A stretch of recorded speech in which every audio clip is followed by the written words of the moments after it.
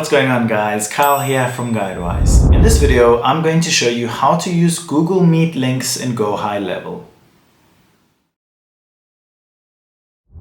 Start by connecting your account to GoHighLevel. To do this, go to Settings in the left corner, then select Integrations. Look for Google or type it in the search bar and then hit Connect. Once Google is connected, go to Calendars, then select Availability. Go to Calendars and then select Preferences. Once you have linked Google to GoHighLevel, scroll towards the top and select Calendars, then select Connections. Scroll down to Calendar Configuration and make sure that your calendar is linked. Then go to Video Conferencing and make sure that Google Meet is connected. Now whenever someone books an appointment, a Google Meet link is automatically created. If this video helped, don't forget to give it a like and subscribe to GuideWise. Thank you so much for watching, and I'll catch you in the next one.